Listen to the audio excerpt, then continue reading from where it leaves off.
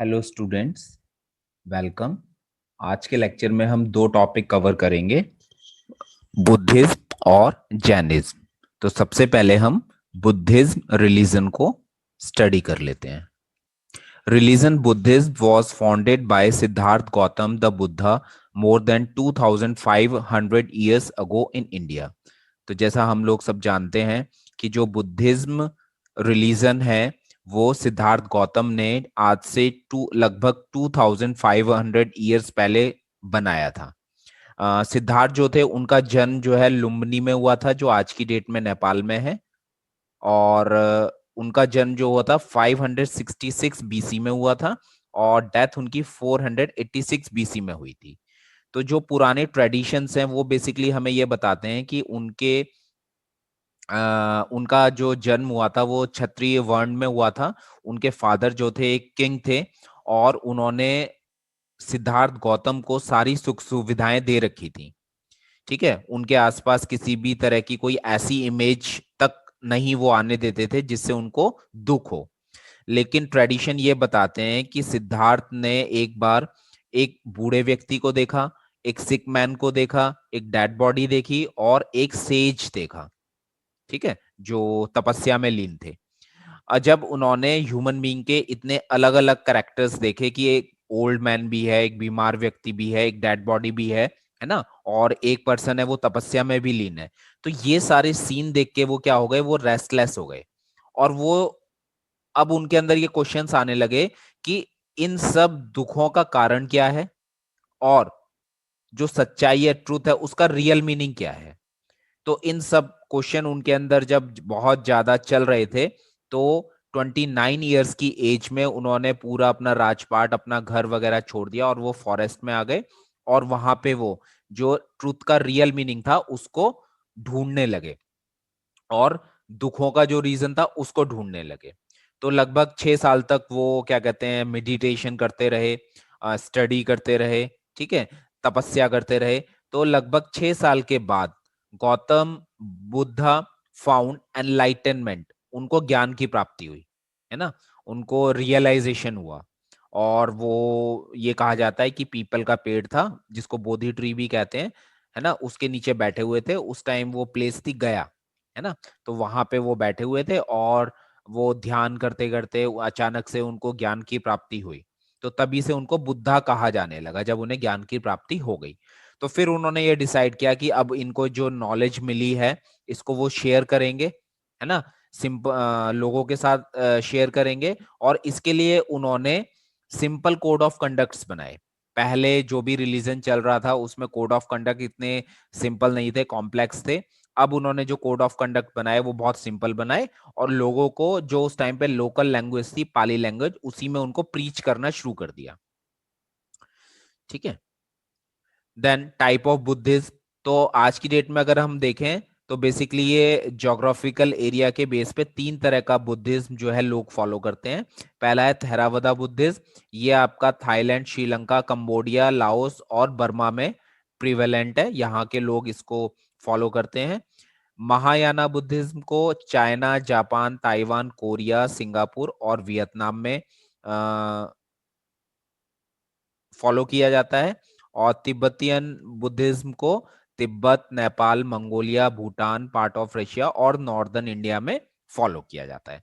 Now अब main characteristic क्या है बुद्धा फिलोसफी की या बुद्धा रिलीजन की। तो followers of Buddhism don't acknowledge a supreme God और डेटी। जो बुद्धिज्म के फॉलोवर होते हैं वो किसी एक सुप्रीम गॉड को या किसी देवी देवता को नहीं मानते। They instead focus on achieving enlightenment. उनका मेन फोकस यही होता है कि वो अपनी लाइफ में एनलाइटनमेंट को अचीव करें। एनलाइटनमेंट क्या है? एनलाइटनमेंट है state of inner peace. When followers reach this spiritual echelon, they are said to have experienced nirvana. अगर कोई पर्सन जो है इसको क्या कहते हैं, इस आध्यात्मिक सुख को पा लेता है, उसको इनर पीस मिल जाती है, तो कहा जाता है कि उसने निर्वाण को पा लिया, निर्वाण को एक्सपीरियंस कर लिया। Buddha presented simple principles of life and practical ethics that people could follow easily. Lord Buddha ने इस तरीके के प्रिंसिपल बताए लाइफ के, या इस तरह के प्रैक्टिकल एथिक्स बताए जो लोग जो हैं अपने कॉमन लाइफ में इजीली क्या कर सके, उसको फॉलो कर सकें। Buddha consider the world as full of misery, man's duty to seek liberation from this painful world. और भगवान बुद्ध ये कहते हैं, उनकी टीचिंग्स में ये कहा जाता है कि ये जो पूरा संसार है ये दुखों से भरा हुआ है, अब मैन की ड्यूटी बनती है कि इस पेनफुल वर्ड से कैसे उसको लिबरेशन पाना है। Buddha's teaching are very practical and suggest how to attain peace of mind and ultimate liberation from material world. Buddha की जो टीचिंग है वो बहुत ज्यादा प्रैक्टिकल है और ये सजेस्ट करती हैं कि कैसे इनर पीस ऑफ माइंड हम पा सकते हैं या अल्टीमेट लिबरेशन या मोक्ष की प्राप्ति हमें हो सकती है। Buddha's most important teaching, known as the Four Noble Truths, are essential to understanding the religion. अगर बुद्धिज्म को समझना चाहते हैं तो बुद्धिज्म की जो इंपॉर्टेंट टीचिंग्स हैं उनको फोर नोबल ट्रूथ्स बोला जाता है। अगर हम उनको समझ लेते हैं तो कह सकते हैं कि हम बुद्धिज्म रिलीजन को इजीली समझ सकते हैं। अब ये फोर नोबल ट्रूथ्स क्या हैं, ये चार सच्चाई क्या है? पहला इसमें, human life is full of suffering and sorrow. Human life जो है वो बहुत ज्यादा दुखों से भरी हुई है ना, और सफरिंग से भरी हुई है। और सफरिंग और सॉरोज का मेन कारण क्या है? पीपल की अपनी ग्रीडीनेस है। पीपल की जो डिजायर्स हैं, ग्रीडी डिजायर्स हैं, जिसमें वो पावर पाना चाहता है, प्लेजर पाना चाहता है या पोजेशंस पाना चाहता है, फिजिकल फैसिलिटी को एकोमोडेट करना चाहता है। तो ये सब क्या है? ये उसके दुखों का कारण है। अब इन दुखों के कारण को कैसे दूर कर सकते हैं? जब हम अपनी जो ग्रीड्स हैं उनको ओवरकेम कर पाएंगे, उनसे निकल पाएंगे, उनसे कर पाएंगे। और जब छुटकारा मिलता है अपनी ग्रीड से तो उसी को निर्वाणा या एनलाइटनमेंट की स्टेट मिलती है। तो उसके लिए एक रास्ता बताया है भगवान बुद्ध ने। वो बताया कि जो हमारी अनकंट्रोल्ड डिजायर्स हैं या जो हमारी ग्रीड्स हैं उसको हम एक मिडिल रास्ता अपना के, या जिसको एट फोल्ड पाथ भी बोलते हैं, उससे हम दूर कर सकते हैं। अब ये एट फोल्ड पाथ क्या है? ये है right understanding, right thought, right speech, right action, right livelihood, right effort, right mindfulness and right concentration. मतलब इन आठों रास्तों को अपना के हम एनलाइटनमेंट को पा सकते हैं, हम निर्वाण को पा सकते हैं, हम अपने दुख और सफरिंग से छुटकारा पा सकते हैं, है ना। तो हमारे अंदर जो भी चीजें हो, चाहे वो अंडरस्टैंडिंग हो, समझ हो, थॉट हो, विचार हो, हमारी भाषा हो, एक्शन हो हमारे, है ना, हमारी कंसंट्रेशन हो, कुछ भी हो इन आठों में से वो बिल्कुल राइट डायरेक्शन में होना चाहिए। फिर बुद्धिज्म रिलीजन में धर्म जो बताया गया, जिसको हम धम्म भी बोलते हैं, तो बुद्धा की जो टीचिंग्स हैं उसी को धर्म बोला गया है। ठीक है। ही thought that wisdom, kindness, patience, generosity and compassion were important virtues. तो धर्म के अंदर बेसिकली ये बताया गया कि हमारे अंदर काइंडनेस हो, हम लोग दयालु हो, विवेक हो, पेशेंस हो, जेनरोसिटी हो, कंपैशन हो। तो इन्हीं को कहा गया कि अगर इन्हीं चीजों को हम फॉलो करते हैं तो बेसिकली वही है कि हम बुद्धिज्म धर्म को फॉलो कर रहे हैं। अब जो बुद्धिस्ट धर्म के फॉलोअर्स होते हैं वो या तो टेम्पल में वर्शिप करते हैं या फिर अपने घर में प्रैक्टिस करते हैं या उसको वर्शिप करते हैं। और जो बुद्धिस्ट मॉन्क होते हैं, जिनको भिक्षुक या भिक्षुणीज बोला जाता है, वो एक स्ट्रिक्ट कोड ऑफ कंडक्ट को फॉलो करते हैं, एक अपनी डिसिप्लिन्ड लाइफ को फॉलो करते हैं, तब वो जाके भिक्षुक या भिक्षुणी बनते हैं। नेक्स्ट टॉपिक है इसमें हमारा जैनिज्म। तो Jainism is very ancient religion. As per some tradition it is as old as the Vedic religion. तो जो जैनिज्म है वो भी हमारा क्या है? एंशियंट रिलीजन है और वो वैदिक रिलीजन की तरह ही पुराना रिलीजन है। The Jain tradition has a succession of great teachers of tirthankars. There were 24 tirthankars. ठीक है। जैन ट्रेडिशन, जैन रिलीजन के अंदर एक ट्रेडिशन है कि उसमें ग्रेट टीचर्स हुए हैं, तो उनको बेसिकली क्या बोला जाता है? तीर्थंकर बोला जाता है। तो टोटल 24 तीर्थंकर हुए हैं। जो लास्ट तीर्थंकर थे उनका नाम था वर्धमान महावीर। तो ये 539 बीसी से लेके 467 बीसी तक इनकी लाइफ टाइम था। और इन्होंने ही जैनिज्म धर्म की फाउंडेशन रखी थी। ठीक है। तो as the age of 30 Mahavira renounced his home and became a wandering ascetic. After 13 years of penance he attained the highest spiritual knowledge. तो लगभग 30 साल की उम्र में इन्होंने भी जो है अपना घर छोड़ दिया था, और ये एक तपस्वी की तरह अपना फॉरेस्ट में रह रहे थे। इन्होंने 13 साल तक तपस्या करी, तब जाके इनको एक तरह से स्पिरिचुअल आध्यात्मिक नॉलेज मिली या ज्ञान की प्राप्ति हुई, और फिर उसके बाद ही इन्होंने जो है जैन धर्म की आधारशिला रखी। Now causes of rise of Jainism, क्या कारण थे कि जैनिज्म धर्म जो है इतना पॉपुलर हुआ? तो जो जैसे वैदिक रिलीजन था पहले, तो वैदिक रिलीजन जो था वो हाईली रिचुअलिस्टिक था, उसमें बहुत ज्यादा रिचुअल्स थे।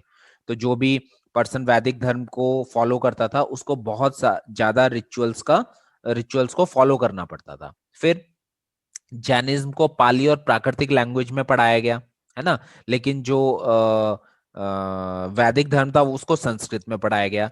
तो उस टाइम पे जो लोग थे वो पाली और प्राकृतिक लैंग्वेज ज्यादा बोलते थे, तो उनको चीजें इजीली समझ में आती थी, इसलिए जैन धर्म जो है उसका प्रचार प्रसार बहुत हुआ। अच्छा, ये जो जैन धर्म था ये सभी कास्ट के लोगों के पीपल के लिए असेसिबल था। फिर varna system had rigidified and people of the lower caste led miserable lifes. जो वन सिस्टम था, आगे चल के उसमें कुछ कुरीतियां भी आई, तो लोअर कास्ट के जो लोग थे उनके साथ इनजस्टिस होने लगा। तो Jainism offered them an honourable place, तो लोअर कास्ट को जैनिज्म धर्म ने एक ऑनरेबल प्लेस प्रोवाइड करी। उसके बाद after 200 years, about 200 year after the death of Mahavir, a great famine in the Ganga plain prompted Chandragupta Maurya and Bhadrabahu, last Acharya of the undivided Jain Sangha, to migrate Karnataka. Jainism spread to southern India after that. ठीक है। जब Lord Mahavir की death हो गई तो उसके लगभग 200 साल के बाद गंगा बेसिन में एक बहुत बड़ा अकाल पड़ा, और वो अकाल लगभग 12 साल चला। तो उस अकाल से बचने के लिए जो चंद्रगुप्त मौर्य था वो, और जो जैन संघ था पूरा, जो लोग जैन को फॉलो करते, उसके जो लास्ट आचार्य थे भद्रावहु, वो कर्नाटक की तरफ माइग्रेट कर गए। तो ऐसे जैनिज्म जो है साउथ में पहुंचा। ठीक है। Now teachings, Mahavira reinterpreted the then existed philosophy and code of conduct of Jainism. भगवान महावीर जो थे, क्योंकि 24वें तीर्थंकर थे, तो उससे पहले जो भी जैनिज्म के अंदर टीचिंग थी उनको उन्होंने री इंटरप्रेट किया, है ना, दोबारा से उनकी समीक्षा की, और उसमें सिंपल कोड ऑफ कंडक्ट जो है उनको जनरेट किया। महावीरा रिजेक्टेड वैदिक प्रिंसिपल्स, महावीरा ने जो वैदिक प्रिंसिपल थे उनको रिजेक्ट कर दिया।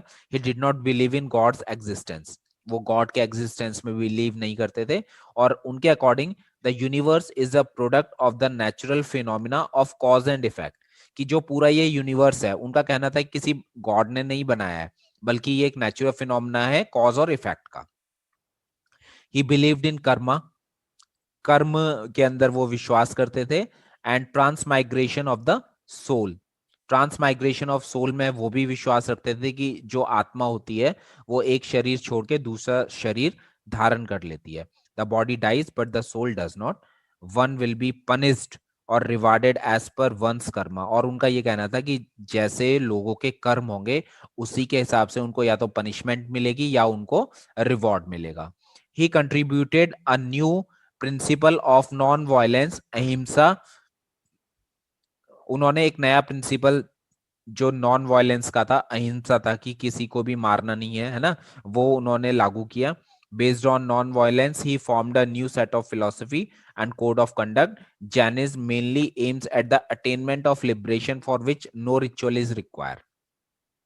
तो जैनिज्म जो था बेसिकली वो एक ऐसा धर्म था जिसके अंदर अटेनमेंट तो किया जा रहा है, मोक्ष की प्राप्ति तो की जा रही है उसके थ्रू, लेकिन उसमें किसी भी रिचुअल की रिक्वायरमेंट नहीं थी। It can be attend through three principles. अब इन्होंने जो भगवान महावीर थे इन्होंने थ्री प्रिंसिपल्स दिए, जिनको थ्री ज्वेल्स या तीन रत्न भी बोला जाता है, और ये थे right faith, right knowledge and right conduct. ठीक है। तो हमारा जो भी फेथ है, नॉलेज है, कंडक्ट है, वो हमारा राइट डायरेक्शन में होना चाहिए। फिर राइट कंडक्ट के अंदर इन्होंने 5 चीजें बताई हैं, जैसे अहिंसा। अहिंसा का मतलब है non injury to a living organ, living being, किसी भी लिविंग बीइंग के साथ नॉन इंजरी, मतलब किसी के साथ मारपीट ना की जाए। सत्य, डू नॉट स्पीक अ लाई, कभी भी झूठ ना बोला जाए, है ना। देन असत्य मतलब कभी भी चोरी ना की जाए। देन अपरिग्रह, है ना, do not acquire property, property का एक्वायरमेंट मतलब कहने का मतलब ये है फिजिकल फैसिलिटी के पीछे ज्यादा भागना नहीं चाहिए, और ब्रह्मचर्य को हमें अपनाना चाहिए। बेसिकली ऐसी चीजें करनी चाहिए जिससे हमारी लाइफ सुचारू पूर्वक चल सके। फिर इसमें लास्ट में हम देखते हैं स्प्लिट इन जैनिज्म। जैनिज्म के अंदर स्प्लिट कब हुआ? तो जैसा मैंने बताया था कि नॉर्थ इंडिया में गंगा प्लेन में जब फेमाइन आया, अकाल पड़ा, तो चंद्रगुप्त मौर्य और ये जो भद्रा बहु थे साउथ की तरफ चले गए थे। ठीक है, तो जब साउथ की तरफ ये गए तो एक और आचार्य थे, स्थला बहु, है ना, स्थूल बहु या स्थला बहु, वो नॉर्थ इंडिया में रह गए, और उनको जिम्मेदारी गई कि आप नॉर्थ इंडिया देखिए, और भद्रा बहु क्योंकि जब साउथ में जा रहे थे तो उन्होंने कहा हम साउथ की तरफ जैनिज्म को फैलाएंगे। ठीक है, लेकिन जो इस्तेला बहु थे, इन्होंने पीछे से क्या किया, जो कोड ऑफ कंडक्ट थे उनको चेंज कर दिया। बुद्धिज्म के जो, सॉरी, जैनिज्म के जो बोध कोड ऑफ कंडक्ट थे उनको चेंज कर दिया, and said that white clothes could be Warne, कि सफेद कपड़े अब जो है जैनिज्म धर्म को मानने वाले जो लोग हैं वो पहनेंगे। तो जैनिज्म ऐसे ना दो पार्ट में डिवाइड हो गया। तो आज की डेट में भी अगर हम देखें तो जैन्स के अंदर दो कैटेगरी होती हैं, एक श्वेतांबर जो व्हाइट क्लैड होते हैं, है ना, व्हाइट क्लैड का मतलब है सफेद कपड़े पहनते हैं, और दिगंबर जनरली स्काई क्लैड होते हैं। इसका मतलब यह है कि बेसिकली वो ऑलमोस्ट कपड़े नहीं पहनते हैं, है ना। तो इसी तरीके से दो पार्ट में जैनिज्म आगे चल के डिवाइड हो गया, लेकिन ऑलमोस्ट जो टीचिंग्स हैं वो जैनिज्म की सेम है। तो आज के लेक्चर में इतना ही। Thank you.